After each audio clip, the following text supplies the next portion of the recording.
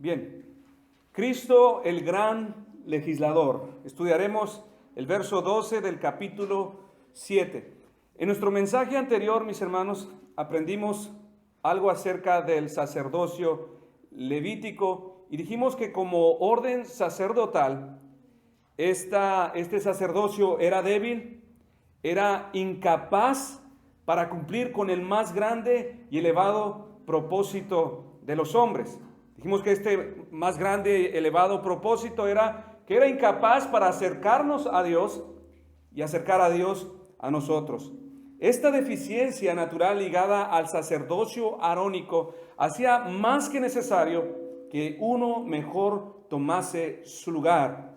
Así que Dios en Cristo proveyó no una mejora, no un reajuste al antiguo sacerdocio, sino más bien lo reemplazó por uno perfecto.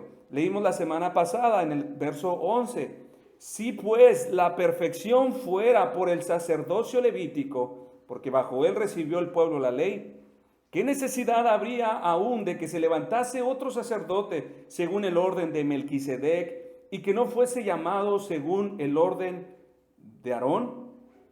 Ahora, como usted puede observar, mis hermanos, en el verso 11, nuestro escritor, al hablarnos de la imperfección del sacerdocio arónico, insertó un paréntesis, el cual dice, porque bajo él recibió el pueblo la ley. ¿Por qué razón nuestro escritor agrega un paréntesis? ¿Qué significa este paréntesis? Esto, mis hermanos, lo dijo para que no olviden que esta orden sacerdotal guarda una estrecha relación con la ley.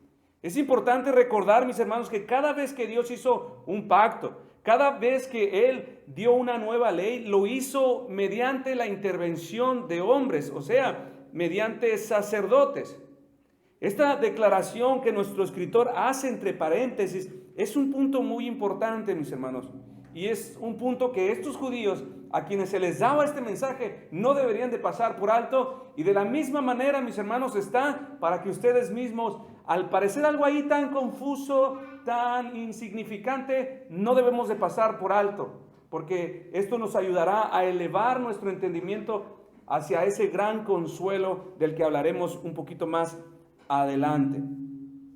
Entonces, mis hermanos, con esto se les recuerda que cada vez que Dios estableció una ley, fue necesario también que juntamente con esta ley exista un sacerdote que dignamente represente las condiciones de esa ley. Esto es importante. Cada vez que Dios estableció una ley, era necesario que también existiera un sumo sacerdote que representara a esa ley. Esta ley, en mensajes pasados hemos dicho que fue temporal. De la misma manera, los sacerdotes que representaron esta ley fueron temporales. Entonces, quiere decir que para tal y cual tipo de ley se requiere un sacerdote adecuado, un sacerdote propio a este tipo de ley. Así que, mientras les habla de la anulación del sacerdocio de Aarón, con este paréntesis, nuestro escritor quiere que sus oyentes se anticipen de manera lógica a las consecuencias que se derivan de este cambio. Se anticipen a la implicación inmediata que se desprende de esta verdad que se les está exponiendo. Mientras Él les habla de estas cosas, desea que sus mentes ya vayan corriendo, ya sean redireccionadas hacia aquel punto crucial que tratará en un momento en el verso 12. Es para esto que este paréntesis se abre un poco antes. ¿Para qué? Para decir entonces en el verso 12, porque cambiado el sacerdocio, necesario es que haya también cambio de ley. Este es nuestro verso. Porque cambiado el sacerdocio, necesario es que haya también cambio de ley. Lo que nuestro escritor anticipó en el verso 11 a sus oyentes, por medio de este paréntesis, es la verdad acerca del cambio de la ley en el verso 12.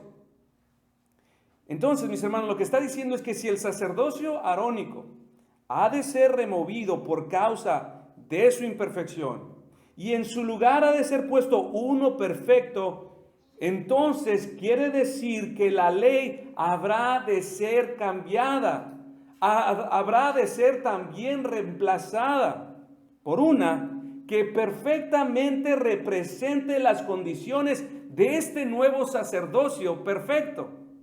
Y no solamente una orden sacerdotal perfecta, sino que también debe de ser representada por un gran y sumo sacerdote perfecto.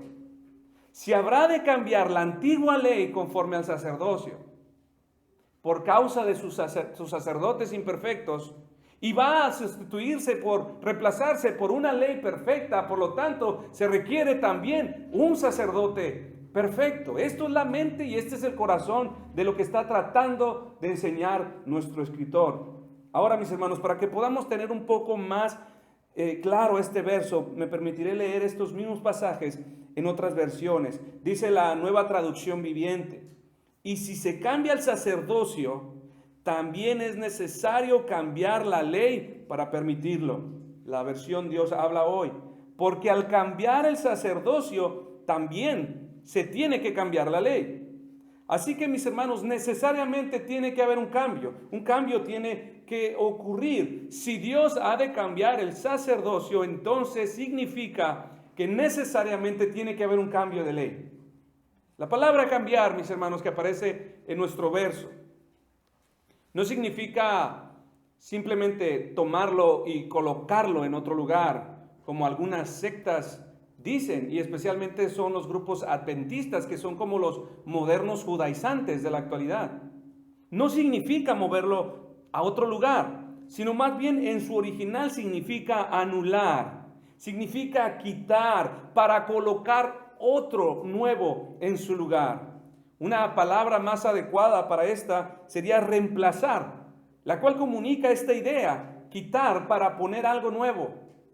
Entonces, mis hermanos, la idea principal que nuestro verso desea transmitir es que así como el sacerdocio fue reemplazado por uno perfecto, entonces igualmente la ley necesita ser reemplazada por una más excelente, por una que pueda hacer por los hombres lo que la antigua ley junto con su sacerdocio jamás pudo. Se requiere de una que sea perfecta. Porque cambiando el sacerdocio, ¿qué tipo de sacerdocio? Uno incapaz, uno débil, uno ineficiente. Entonces es necesario que haya también pues un cambio de ley. Algunos comentaristas sugieren que por cambio de ley nuestro verso se refiere solo a aquellas ordenanzas pertenecientes al sacerdocio levítico. Pero creemos, mis hermanos, que la intención de nuestro escritor con estas palabras es mucho más amplia, es mucho más extensa, pues como bien lo leímos en el verso 11, nuestro escritor, anticipando de lo que habría de hablar, él dijo: porque bajo él recibió el pueblo la ley. ¿Qué recibió el pueblo? ¿Cuál ley recibió el pueblo bajo este sacerdocio?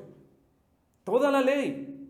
El pueblo recibió toda la ley, no solamente algunas partes de la ley, toda la ley. Nuestra confesión bautista clasifica la ley en 3 diferentes tipos de leyes, y usted ya las debe de conocer. ¿Cuáles son? Ley civil, ley ceremonial y leyes morales. Las leyes morales son los 10 mandamientos.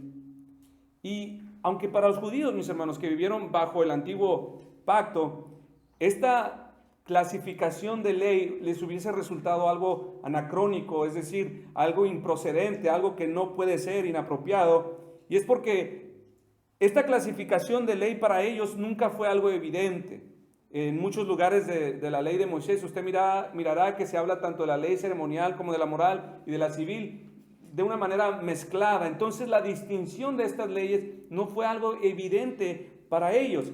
Pero a pesar de esto, mis hermanos, la verdad es que esta distinción que han hecho algunos teólogos, que hicieron los teólogos en la historia, es muy útil. Y es muy útil para que podamos identificar qué parte de la ley está diciendo nuestro texto que fue anulada y qué parte de la ley aún permanece. Entonces, Mientras algunos podrían decir que esta frase, cambió la ley, se refiere exclusivamente a las leyes ceremoniales y civiles, lo cual es cierto, también es cierto que en la mente de estos judíos no existía esta distinción que hoy nosotros hacemos. Y por lo que leemos, nuestro escritor no se molestó en clasificar ni en separar la ley para hablar de lo que se refería. Por lo que me atrevo a creer, mis hermanos, que su intención con estas palabras se extiende mucho más hacia todo el contenido del Antiguo Testamento. Entonces, mis hermanos, vamos ahora a nuestro pasaje y vamos a adentrarnos, vamos a remover piedras, vamos a mover tierra hasta que encontremos algunos diamantes que podamos llevar en nuestro corazón. Verso 12, porque cambiado el sacerdocio necesario es que haya también cambio de ley. Como dijimos, los judíos del Antiguo Testamento estaban bajo la ley. Para entenderla mejor, nosotros podemos clasificarlas en tipos de leyes, que son las leyes ceremoniales, civiles y morales. El todo de la ley del Antiguo Testamento la podemos clasificar en estos tres rubros. Y bajo esto dice el verso 11 que el pueblo recibió el sacerdocio. Entonces, entendiendo estas distinciones, mis hermanos, podemos decir que la ley ceremonial, la ley civil, es a la que aquí particularmente se refiere nuestro escritor, es a la que aquí dice nuestro escritor que fue anulada. Y no está de más agregar que estas dos leyes exclusivamente les concernían a los hijos de Abraham. Estas leyes fueron dadas exclusivamente al pueblo de Dios. Los pueblos paganos no estaban obligados a obedecer la ley ceremonial ni a someterse a las leyes civiles. En las Escrituras hay implicaciones donde habla de algunos paganos que quisieron quizás participar de ese privilegio que tenía el pueblo judío, presentando sacrificios, haciendo algunas ceremonias, rituales, todas estas, aun cuando ellos hayan presentado un mejor sacrificio que el pueblo de Dios haya presentado, era aborrecible, era abominación para Dios porque Él jamás se los demandó. Estas ordenanzas, estas leyes eran exclusivas para el pueblo de Dios, para la descendencia, o vamos a decirlo, para los hijos de Abraham. Por otra parte, la ley moral sí era para el resto. Podemos decir que no solamente era para los hijos de Abraham, sino para los hijos de Adán. Cuando decimos que ¿quiénes son los hijos de Adán? Nos referimos a toda la raza humana. La ley moral demanda universalmente a todo pueblo, a toda lengua, a toda nación, que se sometan a sus estatutos. Entonces, mis hermanos, tanto judíos como gentiles, a todas las generaciones hasta el día de hoy, la ley moral nos demanda obediencia. Independientemente de que sean cristianos o no, la ley moral rige universalmente a todos los pueblos. Esta ley moral la trataremos aparte para que evitemos alguna confusión cuando hablamos de anular la ley, y lo explicaré más adelante cómo creo que este pasaje, este aspecto de la ley también está incluido en el lenguaje que nuestro escritor está hablando. Ahora bien, si alguno aquí se pregunta, bueno, entiendo que la ley en cuanto a lo ceremonial fue anulada, lo entiendo, pero ¿qué es la ley ceremonial? Le explico brevemente. La ley ceremonial es aquel código legal que se enfocaba en poner la atención en Dios. En esta ley se incluyen instrucciones para restablecer el proceder correcto con Dios. Por ejemplo, se instituyen sacrificios, otras ceremonias con respecto a la impureza. Se establecen los grandes memoriales para recordar las obras de Dios a favor de Israel por medio de fiestas, festividades. Las normativas específicas destinadas a distinguir a los israelitas de sus vecinos paganos. Por ejemplo, dando restricciones dietéticas al no comer y no tocar. Al vestir de tal manera, se identificarían, se separarían de los pueblos paganos. Y señales que apuntan a la venida del Mesías, por ejemplo, el sábado, la circuncisión, la Pascua, la redención de los primogénitos, etc. En esto consistía básicamente lo que fue la ley ceremonial. Pero además de la ley ceremonial, decimos también que Dios dio juntamente leyes civiles, o también podemos llamarlas judiciales. esta ley eran igualmente exclusivas para el pueblo judío. Los gentiles no tenían nada que ver con esto, solamente los descendientes de Abraham. Muchas ramas, mis hermanos, de esta ley regulaban los asuntos concernientes al sacerdocio levítico. Por ejemplo, regulaba aquellas leyes de propiedad. Entonces, esta misma ley civil decía que los sacerdotes no podían tener una heredad para sí mismos, sino que toda su vida y todo su servicio estaba consagrado en el templo. También regulaba las leyes concernientes al asilo, el refugio de extranjero, cosas que los mismos sacerdotes regulaban. También regulaba lo que son las herencias, las festividades, regulaba los plazos, requerimientos y requisitos para los sacrificios y castigaba severamente si alguno desobedecía esto. Dios demandaba, por ejemplo, un cordero imperfecto, sin manchas, sin heridas, un macho. Si alguno presentaba una hembra con todas las cualidades perfectas, pero era una hembra, caía un castigo severo sobre tal sacerdote. Entonces la ley civil, judicial, también se encargaba de regular todas las demandas de la ley ceremonial. Y además, esta ley civil tenía también otras ramas que subyugaban la obediencia a la ley moral. Y su severidad a la desobediencia era fulminante, mis hermanos, pues demandaba obediencia absoluta a cada mandamiento de la ley. Y el castigo propio a la desobediencia era la muerte al transgresor. Por ejemplo, en Éxodo, estamos hablando cómo regulaba los 10 mandamientos. En Éxodo 22:21, da muerte al que tiene dioses ajenos. En Deuteronomio 17, a partir del verso 2 al 5, muerte al que se hizo una imagen. Levítico 24:14, da muerte al que tomó el nombre de Dios en vano. En Éxodo 31:14 al 15, da muerte al que no guardó el día de reposo. En Éxodo 21, del 15 y 17, da muerte al que no honró a padre y madre. Levíticos 24:17, da muerte al asesino. En Levíticos 20:10, da muerte al adúltero. En Éxodo 21:16, da muerte al que robó. En Deuteronomio 19:16 al 21, da muerte a los mentirosos.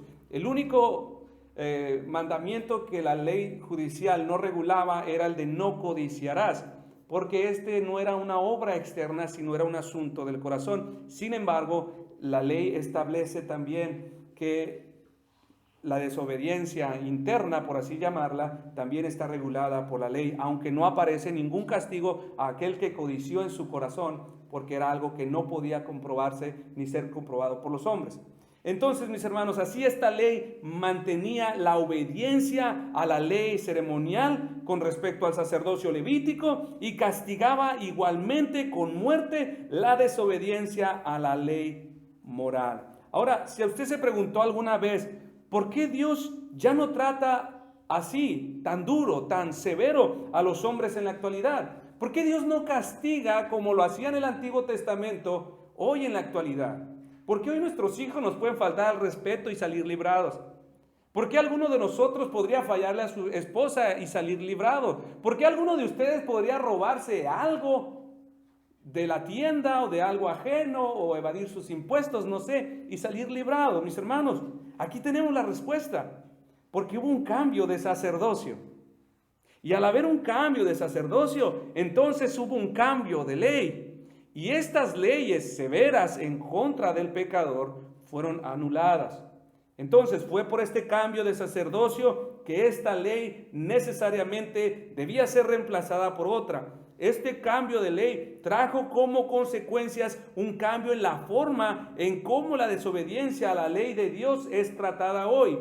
Y que hoy, al nosotros ver atrás, nos resulta algo muy extraño y muy severo. Pero ojo, mis hermanos, abro un paréntesis aquí y quiero decir que Dios trate con el desobediente de manera distinta hoy, no significa que Dios piensa que estos pecados no son dignos de muerte.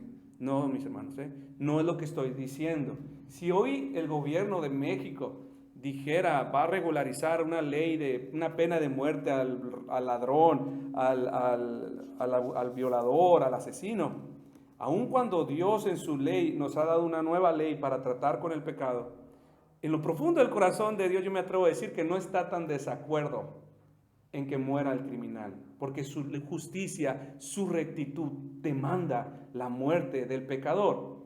Pero bueno, entonces, además de esto, pues, de la ley ceremonial, la ley civil, decíamos que también la ley moral fue dada bajo aquel sacerdocio como una regla universal a todos los que se encuentran en Adán, incluso para el pueblo de Dios, para los que no lo son.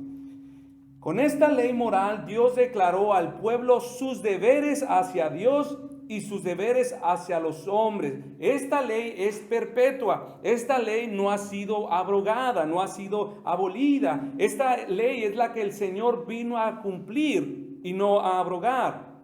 Esta ley, mis hermanos, antes de la caída era perfecta, era buena y producía vida en los corazones de los hombres. Su obediencia justificaba, su obediencia aseguraba un estado de felicidad perpetuo a aquel que la guardaba. Y digo era, no porque dejó de serlo, sino que por causa de la caída, por la caída del hombre, esta ley sufrió un terrible cambio, que ahora no puede hacer por el hombre ninguna otra cosa más que condenarle. No puede hacer por él más que hundirle en la maldición de su severidad. A partir de entonces, mis hermanos, la forma en cómo esta ley se relaciona con el hombre es solamente de enemistad. La ley odia al hombre y el hombre odia igualmente a la ley. Ambos se aborrecen mutuamente. Cuando los dos se encuentran, la ley desenvaina su espada y quiere matar al hombre, y el hombre sale huyendo de la ley y la evita a toda costa.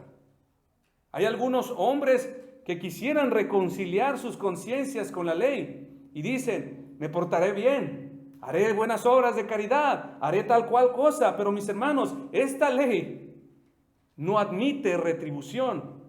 No considera las buenas intenciones del corazón. Gálatas 3:10, porque todos los que dependen de las obras de la ley están bajo maldición, se están engañando. Si creen que se van a reconciliar con sus buenas acciones con la ley, no caigan en ese error.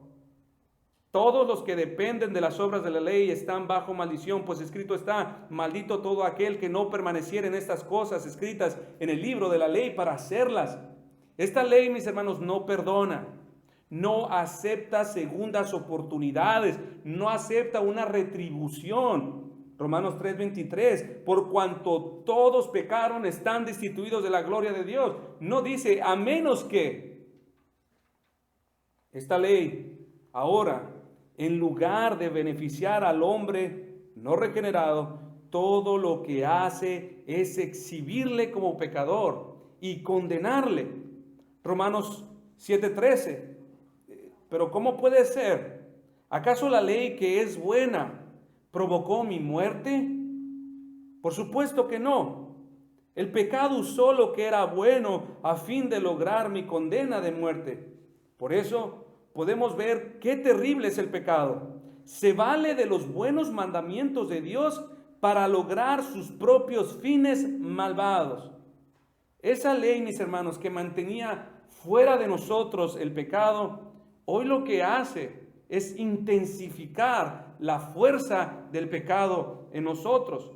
No estoy diciendo que la ley produce pecado, sino que al indicarnos todo lo que no es bueno, el corazón pervertido del hombre despierta a esos pecados y los anhela y los codicia. Es como aquel niño a quien se le prohíbe no toques, no mires, no te subas. Todo lo que hace este mandamiento de mamá es intensificar su deseo por hacer lo prohibido. Es como cuando, recuerdo en mi adolescencia, una vez mi papá me dijo, recoge todo ese cochinero que tienes en el patio, porque si no lo haces, lo voy a hacer yo. Y yo dije, bueno. No es que Él despertó la pereza en mí, sino que su buen deseo y su buena acción justa despertaba y hacía más evidente mi pecado. Así que esto es todo lo que ahora la ley puede hacer. Podemos hablar de las cosas buenas, pero no es nuestro tema. Hay mucho más que decir acerca de la ley. Entonces, mis hermanos, así que la ley ceremonial, con todos sus sacrificios y ceremonias, no podía acercarnos a Dios. La ley ceremonial, con todas sus reglas de vestimenta y dietas de alimentos, no podía purificar el corazón. Dirá usted, es que para tratar con un hombre como los hombres caídos, se requiere de algo más severo. Mis hermanos, allí tiene pues la ley civil y judicial. Mataba al pecador severamente, no perdonaba. Pero lo cierto es que a pesar de toda la sangre derramada, de todos sus castigos, de su inflexible trato, no fue capaz de cambiar un solo corazón, ni la ley ceremonial, ni la ley civil. Estas dos leyes, mis hermanos, fueron inútiles para acercarnos a Dios, fueron infructíferas para producir en nosotros un buen corazón. Ninguna de las dos pudo hacer algo bueno por nosotros, ninguna hizo un bien espiritual por nosotros. Todo lo que hicieron fueron mantener una obediencia externa, ya sea por miedo al castigo, por participar de los beneficios temporales, pero jamás produjo ni pudo producir en el corazón de los hombres obediencia de corazón. Así que desde esta ley de la que habla nuestro escritor, es de la que también dice en el verso 18, ser anulada, Hebreos 7. Queda pues abrogado el mandamiento anterior a causa de su debilidad e ineficacia. Así pues, mis hermanos, es lo que fue esta ley que estamos hablando que fue anulada. Entonces, mis hermanos, sin más preámbulos, a la luz de todo esto, se requiere un verdadero cambio de ley. Una que pueda hacer todo lo que esta antigua ley no pudo hacer por el hombre caído. Si algo se requiere hacer por la humanidad, mis hermanos, estamos en un dilema.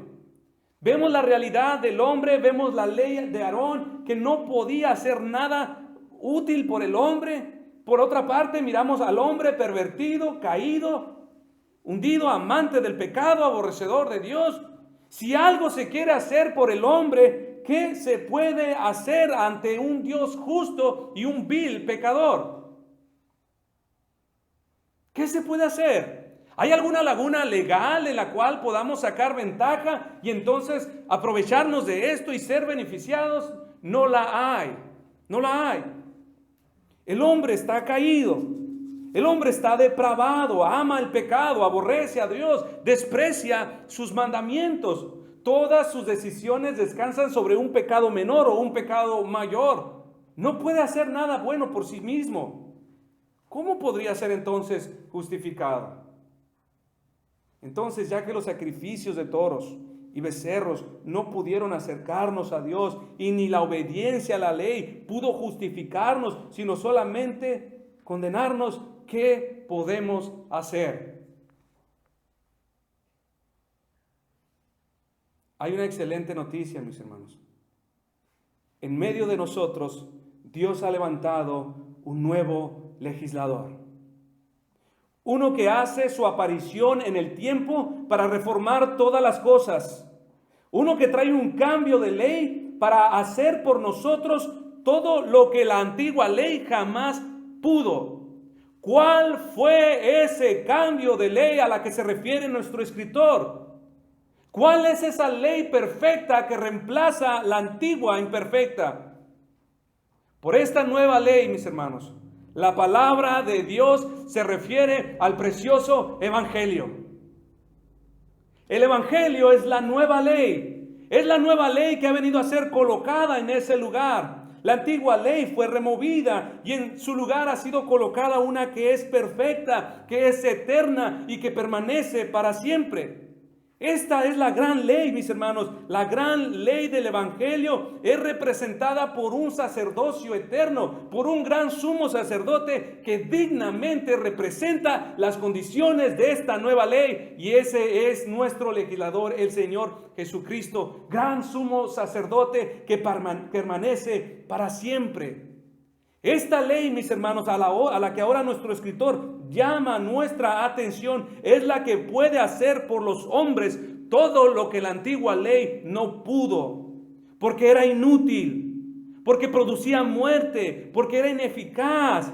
Pero esta, mis hermanos, es útil, es poderosa, produce vida, es eficiente, resucita muertos donde quiera que es plantada. Oh, mis hermanos, con cuánta esperanza y con cuánta confianza debería ensacharse en nuestro corazón al venir al Evangelio, al reconocer esta noticia. Mis hermanos, el Evangelio es lo que puede hacer todo lo que la antigua orden sacerdotal, lo que la antigua ley no pudo hacer, con todas sus amenazas, con toda su severidad, con toda su sangre. La antigua ley nos separaba de Dios, pero esta nueva ley nos une a Dios. La ley ceremonial fue como una pared que dividió al judío de los gentiles. No podrían mezclarse. Pero la ley del Evangelio derribó esa barrera y de los dos pueblos hizo uno. Así que, mis hermanos, para nosotros, gentiles, el Evangelio debería ser lo más precioso. Debería ser lo más amado, debería ser en lo que gastemos la mayor parte de nuestro día, en entenderlo, en estudiarlo, en conocerlo, atesorarlo. El Evangelio, mis hermanos, trajo un cambio radical a la humanidad y especialmente a los creyentes.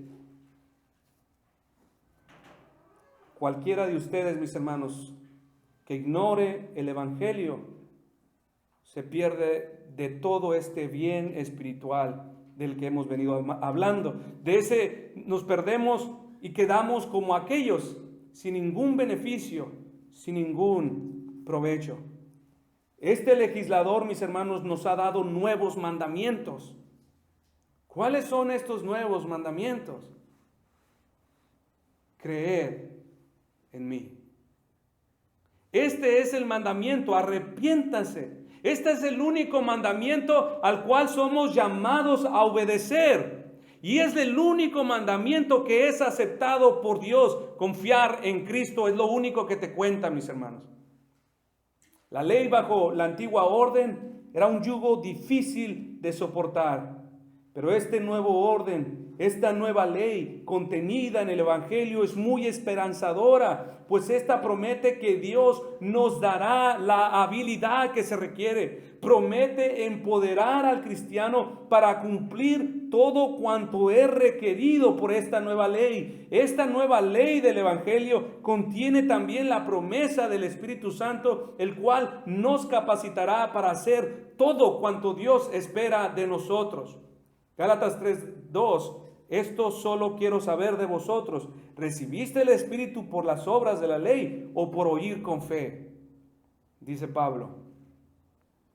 La ley era incapaz para justificar al pecador. Como dijimos, solamente podía condenarle.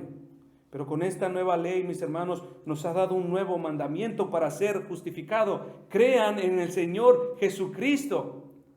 Y es por gracia y por medio de la fe que entonces somos aceptados delante de Dios y somos justificados enteramente completos como aquellos que han obedecido en cada una de las cosas. Hechos 13:39. ¿Y qué de todo aquello de que por la ley de Moisés no pudiste ser justificados? En él es justificado todo aquel que cree. Como decíamos, la ley intensificaba el pecado en nosotros por sus provisiones, pero el Evangelio, por el poder del Espíritu de Cristo en nosotros, destruye esta empatía por las cosas prohibidas, y este deseo por el mal es arrancado y en su lugar es puesta otra disposición nueva. Antes obedecías a la ley por miedo, por temor a su castigo. Ahora esta enemistad ha sido removida y por amor es que hoy se observa esa ley. Por esta nueva disposición, por esta nueva ley que trajo Cristo para nosotros, es que ahora nosotros, mis hermanos, podemos encontrar tanto gozo cuando caminamos en los mandamientos de Dios. No somos más enemigos, sino que hemos sido reconciliados por medio de Cristo. Romanos 8:3, porque lo que era imposible para la ley, por cuanto era débil por la carne, Dios enviando a su Hijo en semejanza de carne de pecado, y a causa del pecado condenó al pecado en la carne. Mis hermanos, la ley, siendo tan severa, no consentía con una segunda oportunidad. Pero el Evangelio está lleno de gracia, que nos llama vez tras vez, una y otra vez, y espera que los hombres se arrepientan. Tiene paciencia con todos ustedes. Tiene paciencia, cosa que la ley antigua nunca pudo hacer. Mis hermanos, como iglesia sabemos que muchos de ustedes tienen muchos pesares por sus hijos no creyentes. Algunos de ustedes tienen pesares por sus padres no salvos. Pero si para una cosa ha puesto el Señor este mensaje en mi boca, mis hermanos, es para recordarles que Dios ha levantado un legislador con un mensaje que es poderoso, con un mensaje que no es ineficiente, con un mensaje que no es débil. O si tú vivieras bajo la antigua orden, tienes todas las razones para dudar, para estremecerte y temer por el fin de tus seres queridos. Pero el Señor te ha dado el Evangelio, te ha dado una nueva ley. Él nos ha dado la preciosa palabra, la cual es poderosa para recrear, para producir, para transformar.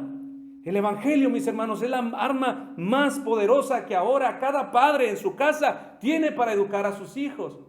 Es el arma más poderosa para apaciguar todas esas efervescencias de pecado en el corazón. Todo lo que la antigua ley jamás pudo hacer, en el Evangelio se suple esa gran necesidad espiritual del hombre. Yo le digo a todos aquellos que guardan ese pesar aún en sus corazones, esa insatisfacción, confíen en el Evangelio. Confíen de todo corazón en ese recurso poderoso que Dios ha provisto para el alma, para los creyentes, para su iglesia, para este mundo caído. Todo lo que a veces nosotros creemos, mis hermanos, que todo lo que necesitan tal vez nuestros hijos familiares es que algo malo venga sobre ellos, que un castigo, que una enfermedad, que un dolor, para que entonces ellos recapaciten, mis hermanos. No lo hizo la ley civil con toda su severidad, con todas sus amenazas. Lo mismo es hoy, el dolor, la enfermedad, el castigo, no cambia los corazones. Es inútil. El Evangelio, mis hermanos. El Evangelio. Así que basta, mi hermano, mi hermana, de voltear a otro lugar y creer que de alguna otra parte vendrá tu socorro. No es así. Volteen a Cristo y su Evangelio. En el monte de la Transfiguración, Pedro estaba tan anonadado cuando vio a Moisés y a Elías hablando con Jesús. Y él dijo al Señor: Maestro, bueno, es bueno que nosotros estemos aquí. ¿Quieres que hagamos 3 camas para ti, otra para Moisés y otra para Elías? Jesús no respondió nada. Pero entonces vino una nube que hizo una sombra densa, una nube que ocultó a Moisés y ocultó a Elías. Y después se oyó una gran voz que decía: Este es mi Hijo amado, a él oíd. Y cuando miraron hacia esa nube, solamente podían ver a Jesús. Mis hermanos, el mensaje era claro a Pedro, a Santiago, a Juan y a toda persona que oiga este mensaje. Ni Elías, ni Moisés, ni ninguna otra cosa se requiere. Solamente ver al Hijo. Este es mi Hijo amado, a él oíd. Y este es el mismo mensaje, mis hermanos, que el Señor, que el eco de su voz sigue pronunciándose por todo el mundo. Este es mi Hijo amado. Este es el que ha traído el Evangelio. Escúchenlo. En él pongan toda su esperanza. Él es el gran legislador, es el gran reformador que hizo nuevas todas las cosas. Somos responsables, mis hermanos, con ese gran tesoro que Dios nos ha dado en el Evangelio.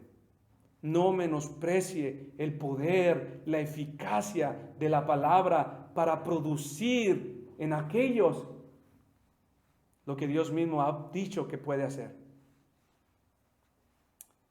Cierro simplemente con esta frase de Charles Spurgeon. No recuerdo exactamente cómo fue, pero él, reconociendo la potencia y fuerza del Evangelio, él una vez expresó de esta manera que el Evangelio es como un león, simplemente necesita ser liberado, no ocupa a quien lo defienda. Así es el Evangelio para nosotros, mis hermanos. Y yo quiero cerrar con esto y alentarle que todos esos pesares por causa del dolor de ver a sus hijos incrédulos, de ver a sus familiares, sea hoy nutrido con la esperanza de que en el Evangelio hay una esperanza firme, hay una esperanza segura. Quizás el problema está en nuestra incredulidad, no en la eficiencia del Evangelio. Al Señor, a Dios sea la gloria. Nos ponemos de pie, mis hermanos.